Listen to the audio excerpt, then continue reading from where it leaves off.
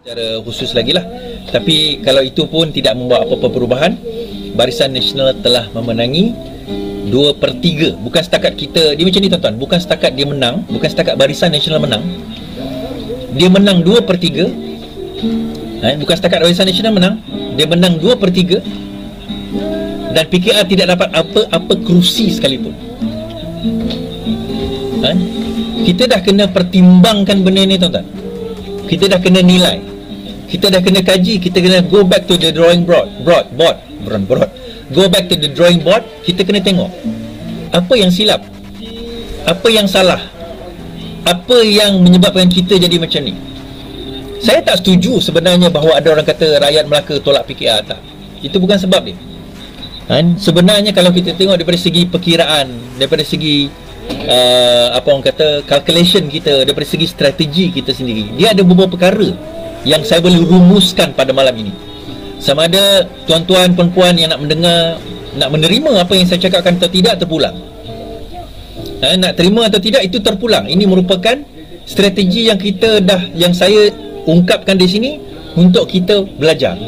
Tapi kalau sekiranya tak nak belajar daripada apa yang kita cakap dan kita ungkapkan, terpulang. Saya tak ada nak memaksa, saya tak ada nak mengeji, saya tak ada nak kata apa-apa sekalipun. Itu adalah keputusan dan tindakan anda sendiri yang berada di posisi yang tertinggi. Tetapi namun begitu, hanya kerana berada di posisi yang rendah seperti kami ini, tidak bermakna apa yang kami bawa ini tidak ada nilai. Tadi saya ramalkan hujan akan berhenti 3 minit 7.15 saat. Hujan berhenti. Bukan sebab saya ada bomoh hujan tuan-tuan. Sebab kita melihat arah angin dan kekuatan angin, dan berdasarkan kepada awan itu kita boleh tahu awan bergerak walaupun hujan rintih turun. Daripada situ kita tahu awan hujan tu tak akan lama. Itu dipanggil hujan berlalu. Bukan sebab saya ni bomoh ke apa ke, boleh meramal masa depan ke, tak ada. Kawan-kawan saya tak percaya tadi kan. Tengok hujan dah berhenti. Dia macam ni tuan-tuan. Hujungnya kita kena kembali kepada segala-galanya bergantung kepada formula yang kita buat.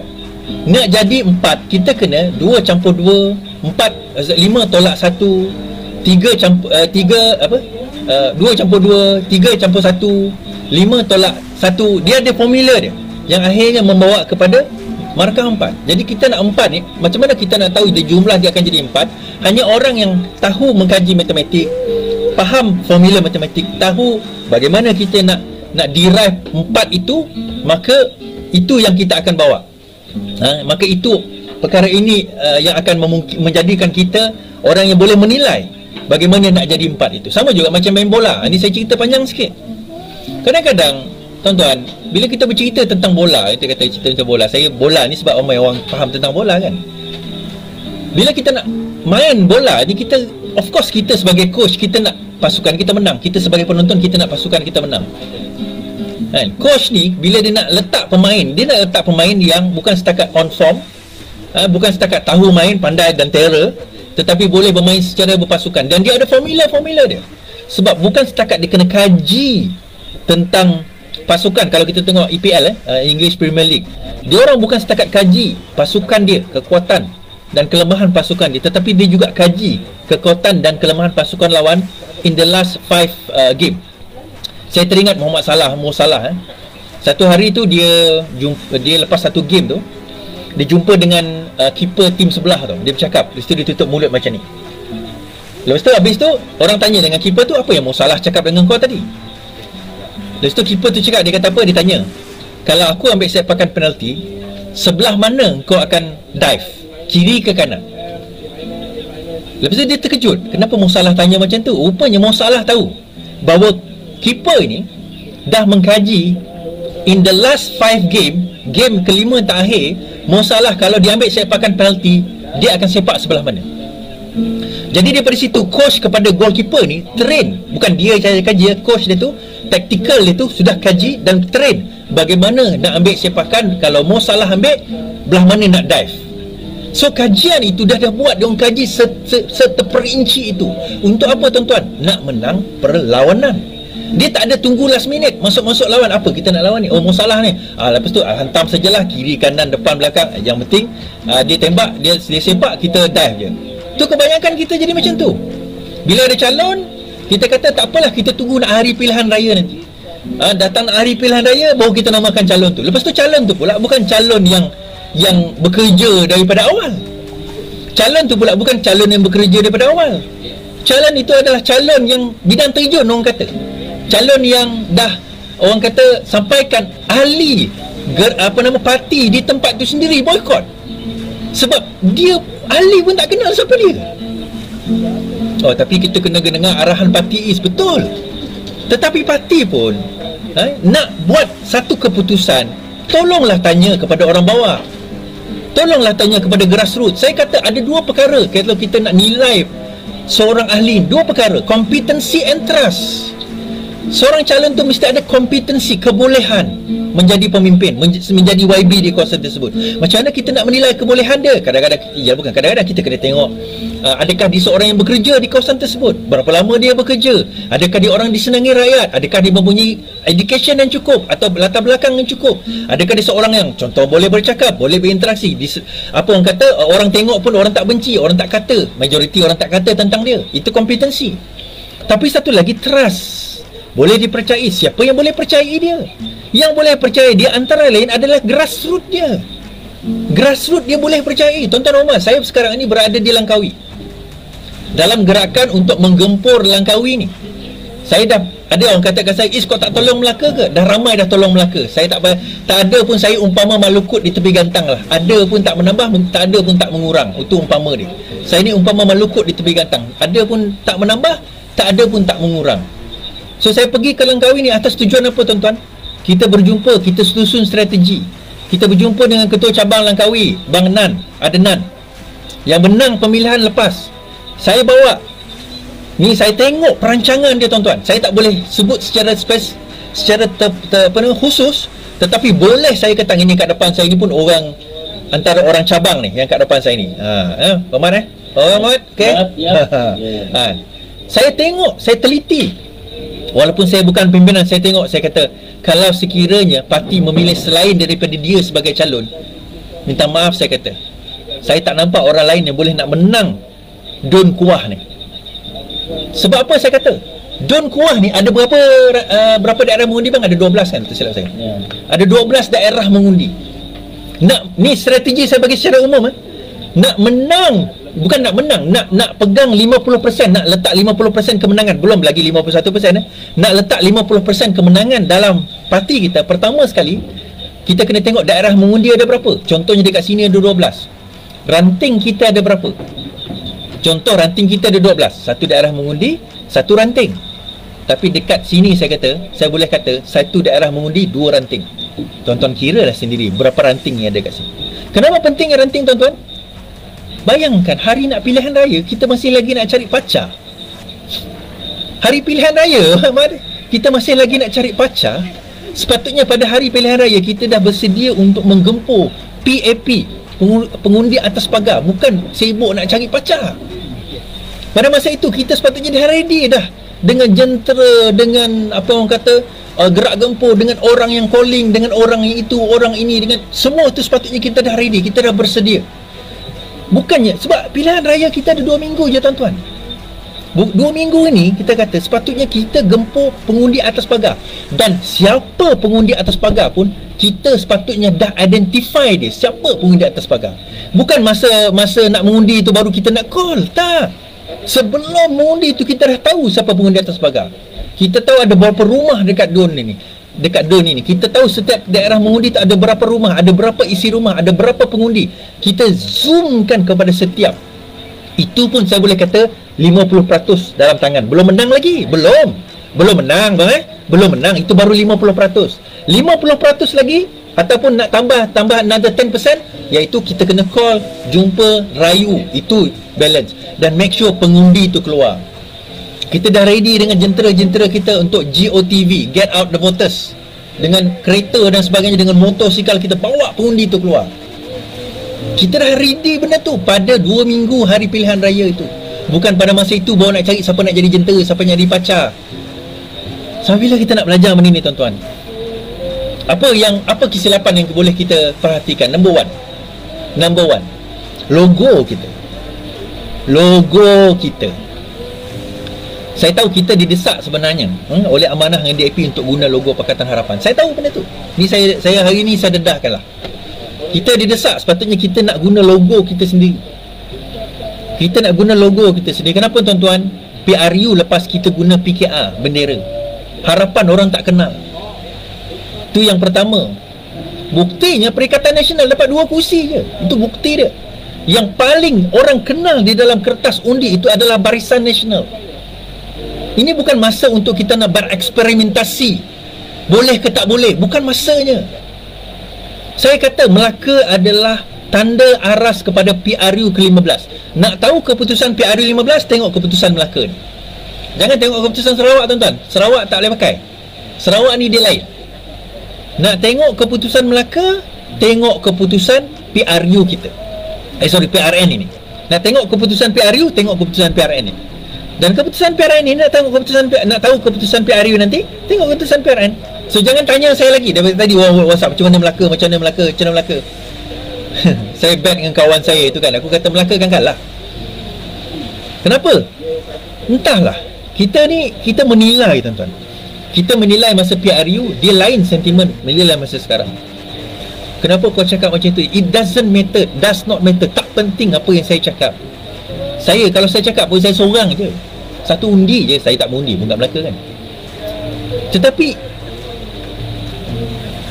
tolonglah belajar daripada apa kesilapan. Dan kalau kita tak memperbaiki kesilapan ini, tak faham, tak sedar, masih lagi nak egois, masih nak ego dengan apa keputusan kita. Ni baru hujan. Berapa jam? 11. Betul lah aku cakap tadi pukul 11 hujan. Hujan? Pukul 11 saya cakap hujan tadi kan? Hujan pukul 11. Bukan sebab saya ada ilmu ke apa, tak. Kita tak boleh jangka. Tengok awan. Tuan-tuan, itu yang pertama, logo kita. Ni nak belajar tak nak belajar terpulang. Nak terima tak nak terima terpulang. Saya tak rugi apa pun. Pertama, logo. Kenapa kita masih insist nak guna logo kita, logo Pakatan Harapan? Sebenarnya nak bagi tahu, kita dah print bendera keadilan, tools keadilan kita dah print. Bila kita decide untuk guna logo Pakatan Harapan, pada masa itu kita print lewat. That's why material kita banyak kurang sebenarnya. Okey, parti nak deny tak apa. Nak deny pun tak guna. Benda dah terjadi. Itu yang pertama. Yang kedua, saya kata calon yang last minute. Ni saya tak cerita lagi calon yang masuk last minute. Ini calon last minute. Maksudnya calon kita didecidekan last minute. Kita decide calon kita last minute. Pada hari Isnin tu, hari penamaan calon, kita umumkan calon kita pada hari Sabtu. Saya tahu parti lain pun umum macam tu. Bagi saya, kenapa kita kena ikut parti lain? Kita boleh umum calon kita 3 bulan awal. Kenapa kita tak nak umumkan? Kita takut nanti kalau calon kita kena beli, calon kita melompat dan sebagainya. Tuan-tuan, kalau dia orang nak melompat, hari Sabtu kita announce, hari Ahad dia boleh melompat lagi. Dia bukan benda. At least kalau ada 3 bulan dia nak melompat, kita dah bersedia dengan kemungkinan. Dan janganlah letak satu calon je. Kalau 3 bulan tu kita dah ada prepare calon kedua, calon ketiga. Dia melompat, kita ada calon kedua, kita hantar. Bukan kita tak pernah buat. Calon last minute. Ketiga, calon orang yang bekerja dekat tempat itu kita tak bagi jadi calon. Penyelaras yang kita lantik, orang yang dah kita war-warkan jadi calon, kita tak jadikan calon. Sebaliknya, kita letak orang yang tiba-tiba datang daripada mana-mana, entah mana-mana. Dia bukan, saya kata dia bukan orang Melaka, tapi dia bukan orang yang bekerja kat situ. Dia buat program tempat lain, dia memperkenalkan diri tempat lain, tiba-tiba dia jadi calon. Kerana apa? Kerana golongan-golongan yang melobi ni. Kerana golongan-golongan yang melobi ni, tuan-tuan. Itu yang ketiga. Saya kata tadi yang pertama bendera, logo. Kedua, saya kata kita kena calon last minute, kita kena bagi tahu. Ketiga, calon yang bukannya orang yang bekerja di situ, yang buat program yang dah dikenali orang, dikenali ramai, sebagainya, orang tempatan yang sudah tahu, yang sudah, kalau dia bukan tempatan pun tapi dia dah buat kerja, orang pun dah kenal. Tiba-tiba last minute kita letak muka lain. dengan harapan dia menang. Dia ahli parlimen cabang lain, ketua cabang lain, bertanding dekat cabang lain. Tapi kita nak cakap harap macam mana? Yang keempat, kita kata, saya kata hari tu, bring me data, bawa data. Kita bukan tak ada ide. Kita ada ide, okey, medical center ni orang luar. Kita ada ide, tuan-tuan. Kita spend duit berjuta, mungkin saya tak tahu berapa jumlah, kepada ide Institut Darul Ehsan di bawah Kerajaan Negeri Selangor. Kenapa kita tak ada buat kajian oleh ide tentang data apa yang kita ada sekarang? Saya tahu kenapa sebenarnya. Saya ada data yang ide tak ada. Kenapa tak bagi is? Semua itu kos. Bukan saya punya kos. Bukan saya punya kos, tapi nak dapat data tu kena kos lah. BN spend. Kita bukan ada duit is, kita ada duit. Tapi kita spend kepada benda yang tak sepatutnya kita spend. Sebalik, benda yang sepatutnya kita spend, kita tak spend. Kita tak tahu. Kita ni macam seolah-olah saya kata, kita nak pergi perang dalam hutan. Kita nak pergi perang dalam hutan ni. Tapi hutan tu pun kita tak tahu apa kat dalam tu, musuh kita kat mana, berapa kekuatan musuh. Kita tak hantar scout, kita tak hantar perisik dulu. Biasanya kalau dalam tentera ni dia ada, sebelum komando dia ada yang saya jumpa hari tu, dia ni macam perisik tau. Dia pakai logo helang kalau tak silap saya. Dia macam bukan intelijen, tapi dia akan masuk dulu sebelum tentera masuk. Tujuan dia akan tengok kekuatan musuh, kat mana musuh, di mana musuh, apa dia punya ni, berapa, apa senjata dia pakai. Sebelum dia balik, dia hantar. Okey, baru kita rancang macam mana kita nak masuk. Tapi kita ni tak ada, tuan-tuan. Kita masuk, kita meredah aja. Lepas tu kita harap kita menang. Ni bukan setakat kita menang, tuan-tuan. Ada pimpinan kita tadi gelakkan PN. Minta maaf saya kata. Kita gelak macam mana PN pun, kita pun tak menang mana-mana kursi. Memang hari tu kita kata kita menang 2 kerusi je, 3 kerusi lah. Hari tu kita menang 3, PKR menang 3 je. 1 melompat, tinggal 2. Betul, kita tak menafikan. DAP menang 7, Amanah menang 2. 7, 8, 9, 10, 11, 12 kursi. Bersatu menang 3 atau 4, dia orang lompat. Ya, kita tak menafikan perkara tersebut. Tapi sekurang-kurangnya kita ada menang. Saya kesian sebenarnya. Macam contohnya Macap Jaya, Lau tu, dia ada potensi untuk menang. Tetapi dan juga kita kena faham, kita tak boleh nak menafikan. Yang keempat, kita tak boleh nak buang hakikat. Kita tak boleh nak berkempen menggunakan cara biasa.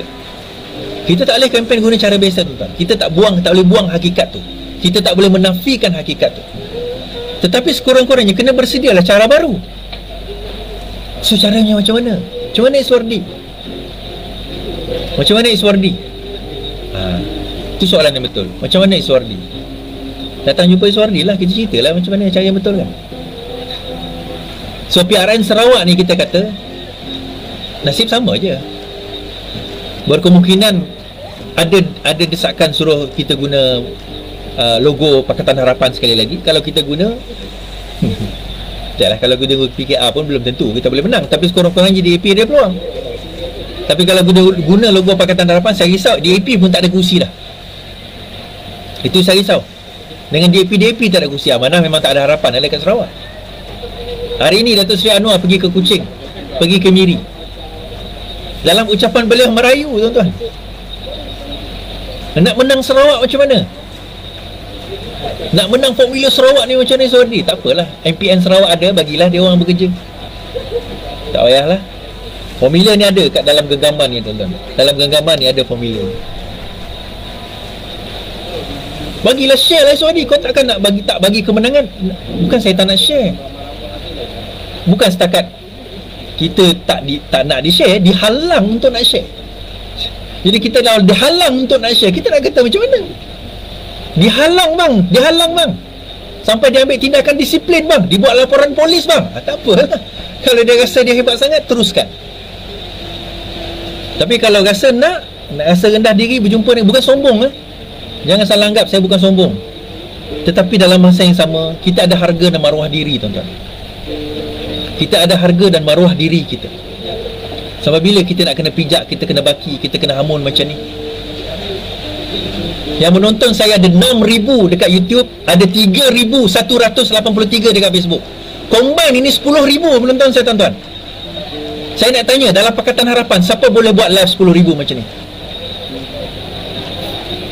Ada orang, lepas ni ada orang mesej, kok Sodi jangan sombong sangat. Sodi bukan masalah sombong, tapi saya nak bagi kesedaran, tuan-tuan. Kita ada pistol atas meja, tapi nak pergi lawan musuh kita, kita masih lagi nak bawa belati, bawa pisau.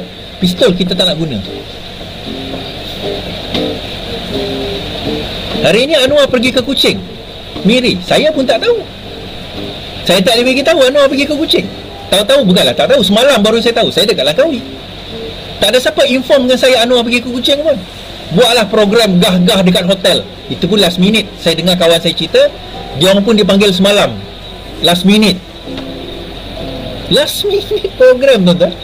Pada hari Melaka Buang Undi, tak apalah, hari Melaka Buang Undi Anwar tak perlu ada situ, dia pergi terbang pun tak apa. Tapi last minute program, macam mana kita nak menang? Perancangan pun tak pandai, nak merancang pun tak reti. Tapi tak apalah, tak apa.